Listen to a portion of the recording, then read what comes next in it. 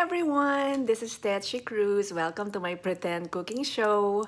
Pretend kasi wala, for fun lang. Feel ko lang. I just wanna share with you the recipe of one of my popular desserts na in-order from me. And it's Brazo de Mercedes. But this one is, iba siya. It's flavored ube. It's Ube Brazo de Tech Cupcakes. So here it is. Tara!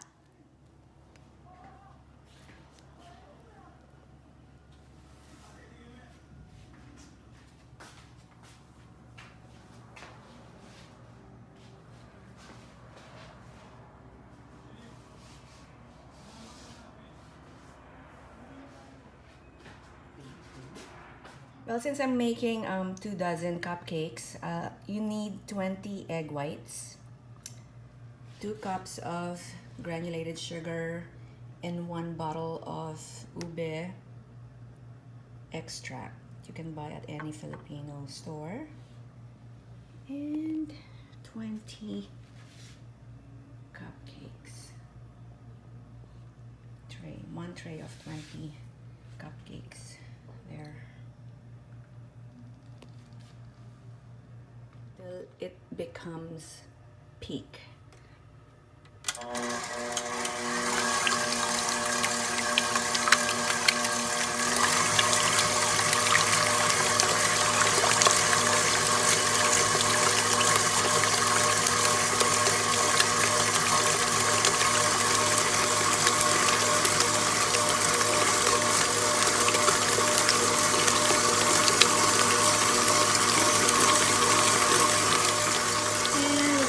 You need this, at least 1 teaspoon.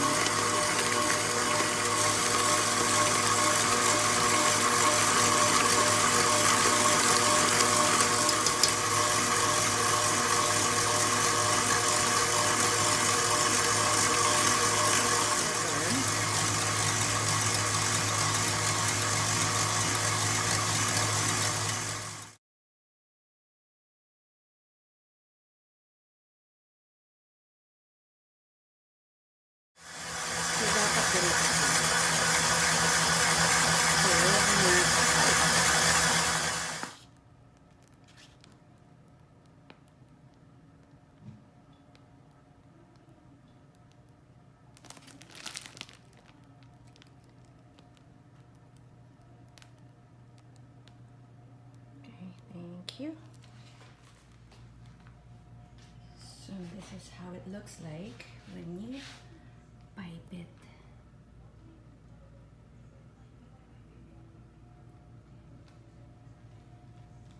So that's 2 dozen Ube Brazo cupcakes.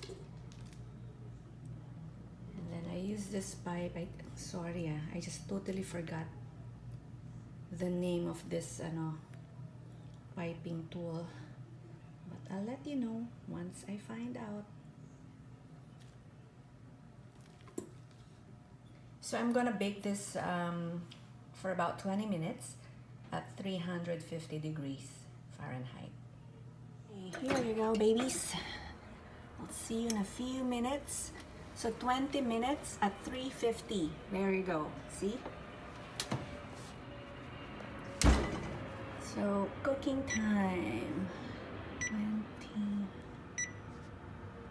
minutes. Okay, ready na. Look at that.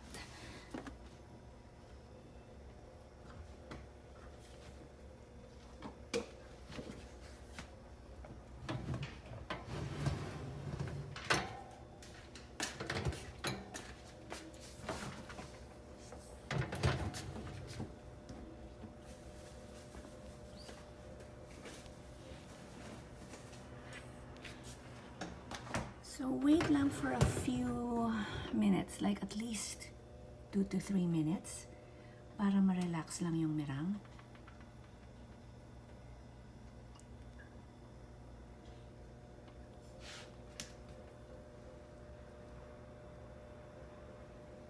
It's normal naman na babagsak yan ng konti.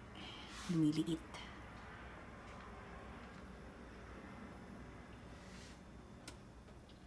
So I'm making ube Yema filling. So these are 12 egg yolks and 1 can of Golden Panda Ube condensed milk and 1 regular condensed milk. You can buy this at any Filipino store or Asian store. So I'm wondering, where can we buy this in the Philippines?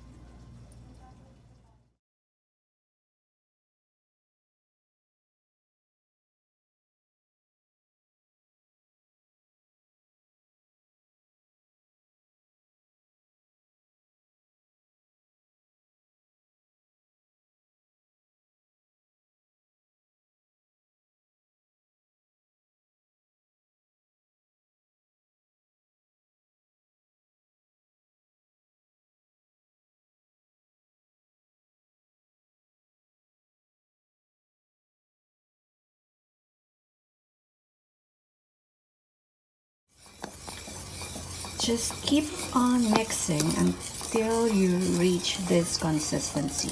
Medyo thick, but not too thick. Kasi ipapipe niyo yan sa Brazo de Mercedes cupcakes. Well, there are times that I'm very impatient, so I put it on high and then I mix like this, right? And then when it's boiling na, I put it on low. And then I just keep on mixing till I get this consistency.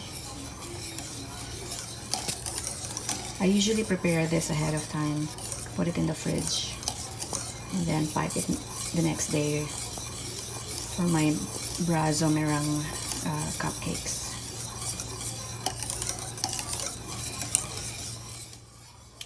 Again, so these are 12 egg yolks, 1 can Ube condensed milk, and 1 can original condensed milk. No need to add any vanilla extract, etc. This one is really yummy, not too sweet. It's just perfect. So it's done.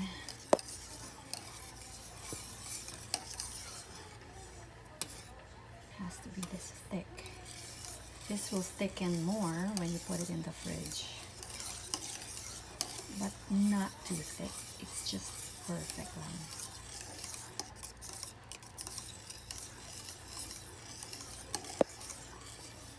You see the difference? Kanina very fluffy, di ba? So ngayon naghiwalayan na sila, o see.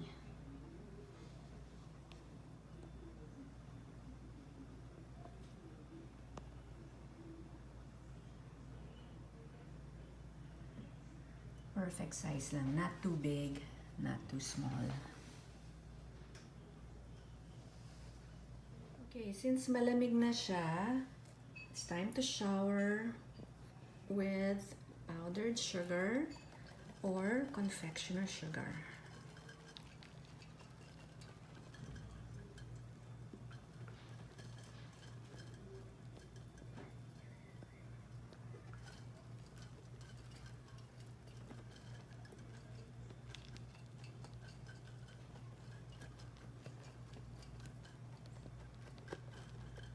That's it.